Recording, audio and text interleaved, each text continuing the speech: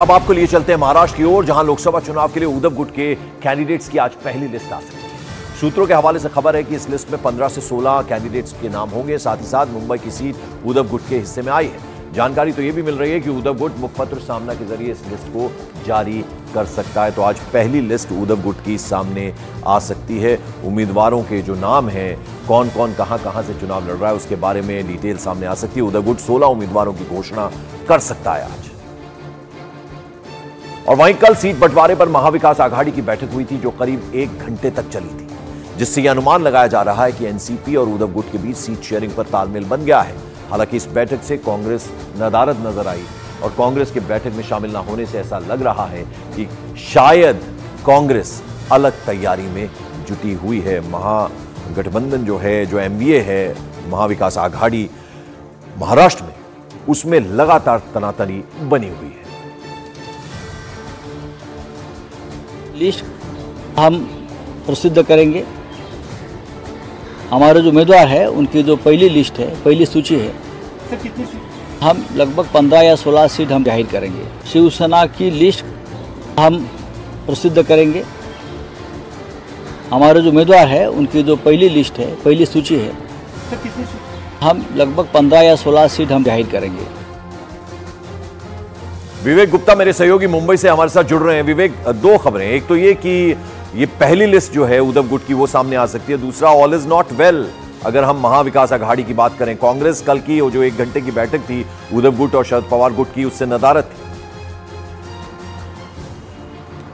देखिए, मैं जो पहला सवाल है उसका बता दूंगा कि आज कांग्रेस उद्धव गुट की आज पहली लिस्ट जारी हो सकती है। तो सूत्रों से जानकारी मिल रही है कि महाराष्ट्र में 48 सीटों में से जो उद्धव गुट है वो 17 से 18 सीटों पर अपने उम्मीदवार उतार सकता है। 17 से 18 सीटों में चुनाव लड़ सकता है। उनमें से पहली लिस्ट जो है आज 15 उम्मीदवारों की आज जारी कर सकता है, जिनमें से मुंबई में 6 सीट में से दावा किया जा रहा है कि 5 सीट जो है वो उद्धव गुट लड़ेगा। बाकी की जो अलग अलग जिले हैं, बाकी जो अलग अलग जो लोकसभा सीट है, वहां से भी अपनी उम्मीदवारी खड़ी कर सकते हैं। 15 लोगों के नाम इसमें शामिल होंगे और बताया जा रहा है कि या तो उद्धव ठाकरे कोई प्रेस कॉन्फ्रेंस कर इस नाम का खुलासा करेंगे कौन कौन उम्मीदवार रहेंगे, या फिर ऑनलाइन के जरिए, या फिर एक लिस्ट जो है वो अपनी सोशल मीडिया पर भी शेयर कर सकते हैं। लेकिन अनुमान जताया जा रहा है कि प्रेस कॉन्फ्रेंस कर वो 15 लोगों की जो नाम है वो पहली लिस्ट में जारी करेंगे। दूसरा जवाब, इन 15 लिस्ट में जो सबसे अहम है वो है पंकज, देखिए जो इन 15 लिस्ट में जो अहम है वो सांगली का है। सांगली सीट पर कांग्रेस भी क्लेम कर रही है और उद्धव ठाकरे भी क्लेम कर रहे हैं। इस सीट को लेकर कोई भी पीछे हटने को तैयार नहीं है। अब मैं आया दूसरे सवाल पर। दूसरा सवाल यह है कि देखिए ऑल इज नॉट वेल, जो खासकर जो सांगली की सीट का जो मैंने आपको बताया कि कांग्रेस और शिवसेना और उद्धव गुट दोनों आमने सामने, बात इतनी ज्यादा बढ़ जाती है कि शरद पवार को इस मीटिंग लानी पड़ती है, उद्धव ठाकरे के घर आना पड़ता है, उद्धव ठाकरे को समझाना पड़ता है कि जो भी मतभेद उसे क्लियर कर दे। चुनाव बहुत नजदीक आने वाले हैं और जो नामांकन का प्रोसेस है, बिल्कुल चुनाव एकदम सर पर है। तो ऐसे में तालमेल बिठाना बहुत जल्दी, बहुत ज्यादा जरूरी है। महाविकास आघाड़ी से जुड़ी हुई एक और बड़ी खबर है। आज वंचित बहुजन आघाड़ी के अध्यक्ष प्रकाश आंबेडकर अकेले चुनाव लड़ने का ऐलान कर सकते हैं, क्योंकि सीट शेयरिंग पर वीवीए के साथ महाविकास आघाड़ी की सहमति नहीं बन पा रही है। असल में एमवीए ने वंचित बहुजन आघाड़ी के अध्यक्ष प्रकाश आंबेडकर को 4 सीटों का ऑफर तो दिया, लेकिन प्रकाश आंबेडकर इससे खासे खुश नहीं है, जिसकी वजह से वंचित बहुजन आघाड़ी का एमवीए यानी महाविकास आघाड़ी के साथ आना थोड़ा मुश्किल नजर आ रहा है। हालांकि उद्धव गुट के नेता संजय राउत का दावा है कि प्रकाश आंबेडकर को जो 4 सीटें ऑफर की गई हैं, प्रकाश आंबेडकर ने ही उन 4 सीटों की मांग की थी। आंबेडकर जी वंचित बहुजन आघाड़ी के नेता है। हम ये चाहते हैं कि हमेशा हमारे साथ रहे।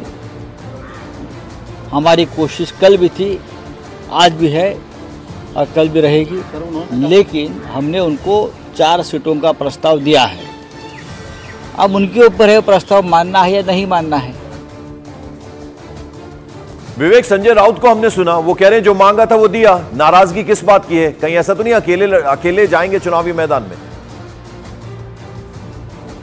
देखिए, संजय राउत का बयान पंकज काफी ज्यादा बड़ा है। उसने साफ तौर पे इंडिकेट दे दिए हैं, या तो आप ऑफर मानिए या तो फिर अपने आप चले जाइए।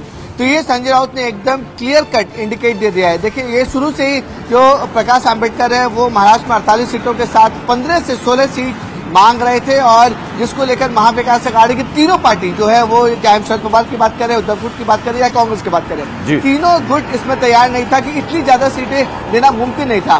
तीनों ने तय किया कि जहां भी आपकी पोजीशन सबसे मजबूत है, अकोला साइड, वहां पे हम आपको 4 से 5 सीट दे सकते हैं। लेकिन प्रकाश आंबेडकर इसमें भी राजी नहीं हुए और बहुत सारी मीटिंग ऐसी हुई जिसमें प्रकाश आंबेडकर गए नहीं, या फिर जब उन्हें बुलाया जाता तो आते नहीं थे, या फिर उन्हें इनवाइट नहीं किया गया। यानी कि प्रकाश आंबेडकर और महाविकास अघाड़ी के तीनों पार्टियों से मतभेद शुरू से चल रहे थे। अब हालत ऐसी हो गई है कि संजय राउत को बोलना पड़ रहा है कि जो ऑफर उन्हें दिया गया था या तो उस ऑफर को माने, नहीं तो फिर अपना अकेले चुनाव लड़ने की तैयारी कर लें। इसमें आज जो है प्रकाश आंबेडकर अपना फाइनल कॉल आज ले सकते हैं। बिल्कुल। और इस बीच महाराष्ट्र में कांग्रेस ने लोकसभा चुनाव प्रचार समिति के अध्यक्ष के नाम का ऐलान कर दिया।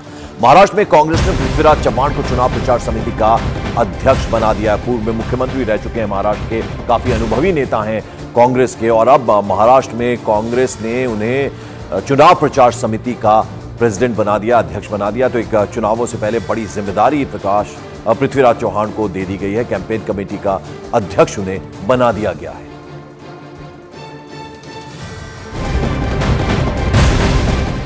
उधर महाराष्ट्र में महायुति यानी एनडीए गठबंधन से जुड़ी एक बड़ी खबर मिल रही है। सूत्रों के हवाले से खबर है कि राज ठाकरे और राष्ट्रीय समाज पक्ष के महादेव जानकर की एंट्री के बाद महायुति ने सीट शेयरिंग के फॉर्मूले में चेंज कर दिया है और नए फॉर्मूले के तहत राज ठाकरे और महादेव जानकर के बीच भी सीटों का बंटवारा किया गया है। यानी अब एक नया फॉर्मूला जो है उसमें ये दो लोगों को ऐड कर दिया गया, जिसमें राज ठाकरे और महादेव जानकर के आने से ये चेंज हुआ है।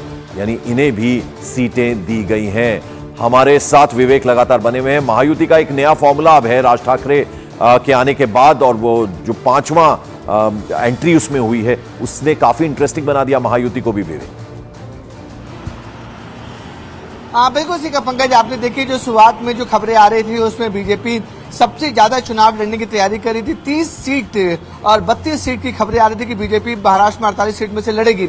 लेकिन जैसे जैसे जो लोग हैं, जो रीजनल पार्टीज हैं, वो धीरे धीरे एनडीए में शामिल हो रही है, बीजेपी में शामिल हो रही हैं, उसको लेकर महायुति का साफ तौर पर कहना है कि जो पीएम मोदी का लक्ष्य है कि महाराष्ट्र में कम से कम 48 में से 45 सीट को जीता जाए, उस लक्ष्य को प्राप्त करने के लिए जो महायुति वो पूरी कोशिश कर रही है, उसमें सबसे ज्यादा कोशिश बीजेपी कर रही है।